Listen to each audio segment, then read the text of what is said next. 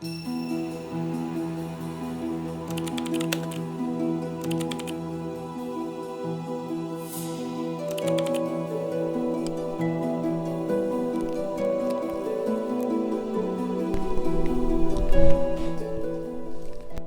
I'm back.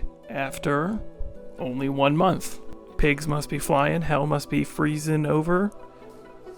Script. Professional. So it's the 2nd of January, as recording this, my birthday.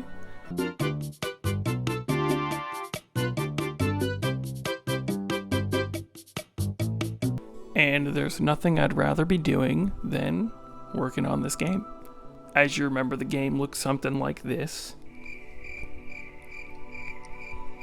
And now it looks something like this. Aww. What? Where'd all the art go? What happened? Well, we gutted it. But it's not really gone. It's still there. In fact, I added more art. It looks way better. Wait until the end of the video. Delay your gratification for once, for God's sakes.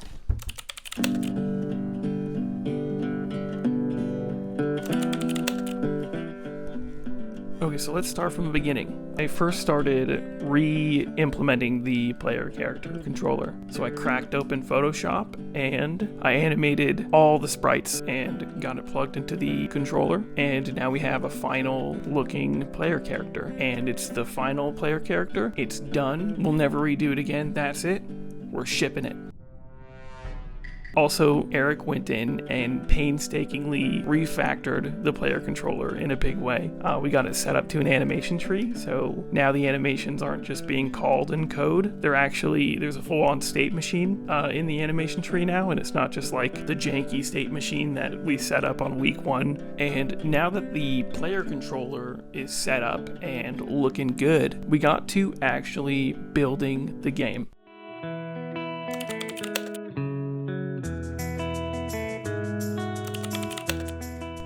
We started Grayboxing, which if you don't know, Grayboxing is when you just kind of build the game with its just basic necessities, gray boxes. Get the game running, get the systems running, make it playable and fun. So we're making a Metroidvania, so it's like you're exploring this world, but every room that the player goes into, I feel like needs to have some sort of purpose in terms of like either we're teaching the player something or there's a fun encounter, like some sort of combination of platforming and combat that is unique to each room.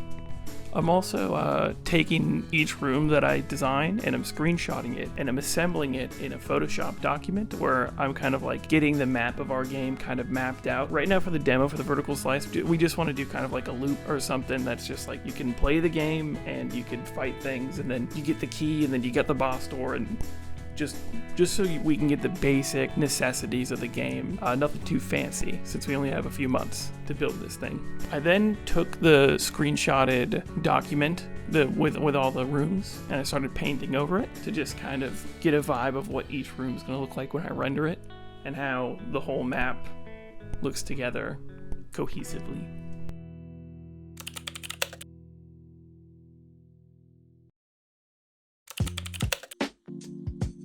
Now I want to talk about the new systems we got in the game. This is mainly Eric's domain, aka Capercube. He is the lead programmer on the game. If I built the system, chances are he's either touched it or refactored it or come up with something way better. A really fun kind of small system I made in the beginning was just like an object break system. Basically, it's just you attach it to an object, you give it like 2 different types of states, and then when the player smacks it, it takes damage, then it switches to its other state. So you can like smack a blade of grass and then now it's cut.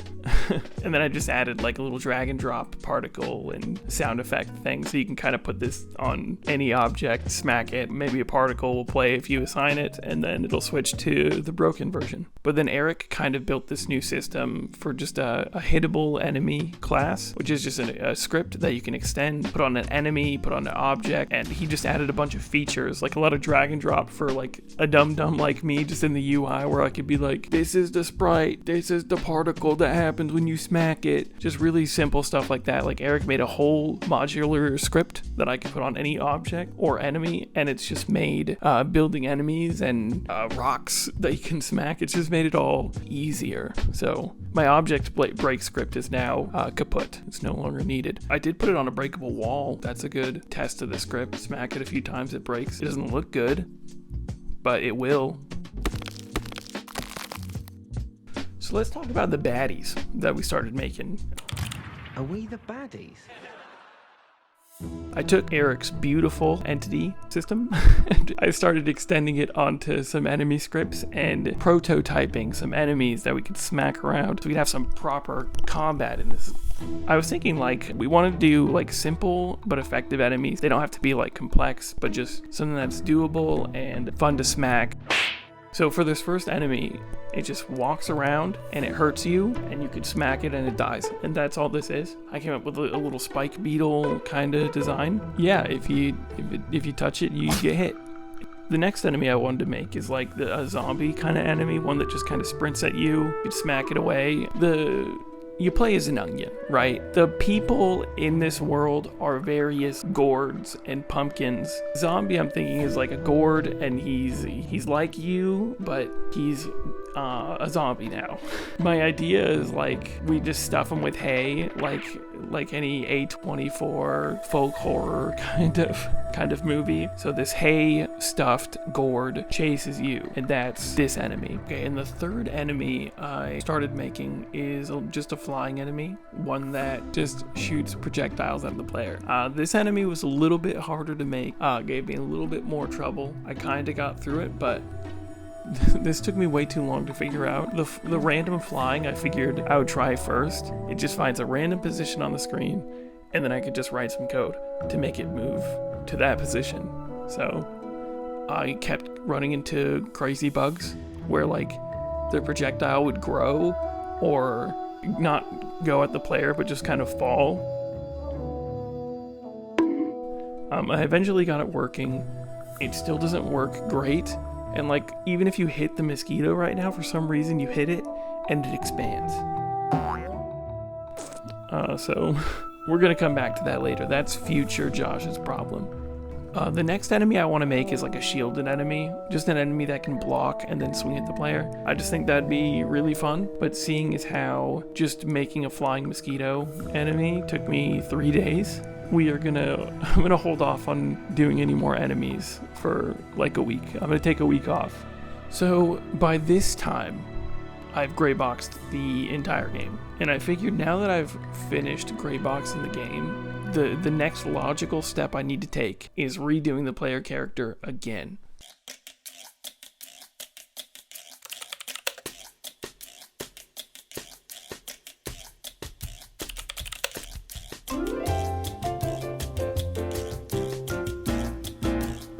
I just couldn't help but feel like the player controller, it just felt like kind of clunky, and the player character just kind of felt large. So I figured we needed to make a smaller player character that could maneuver a little tighter, and that's what we did. And shout out to everyone on Twitter. I put a poll up, see which design was better and like which elements I could incorporate from the old design into the new, and I got a lot of really helpful advice. So shout out to all the amazing artists on Twitter that helped me figure that out. And follow me on Twitter at Mr. Chambros. The levels are grayboxed, the character is redesigned and then redesigned again. I figured I would take some time to start adding polish to finished rooms. I remember in the first video I talked about how I couldn't get the blurs to look good, I couldn't get the lighting to look good. I have to keep adding these giant walls of atmosphere and then putting... Well, again, a lot of helpful comments on that YouTube video. Thank you so much to like everyone thank you so much to everyone who commented. Like that video, like people were so freaking helpful. I figured out how I want this game to look. I think this is what we have. This is what it's looking like.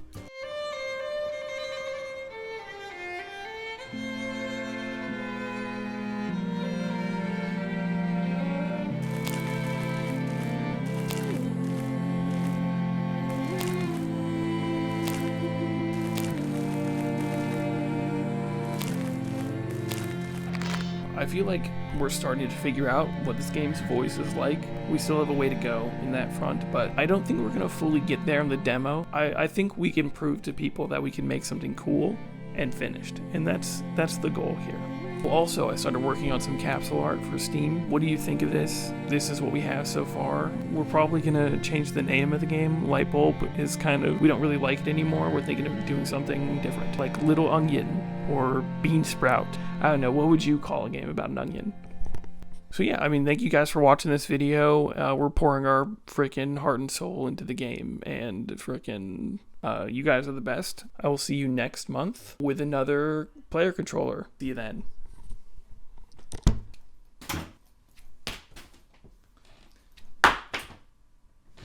Born on a mountaintop in Tennessee, green estate in the land of the free, raised in the woods so's he knew every tree, killed him a bar.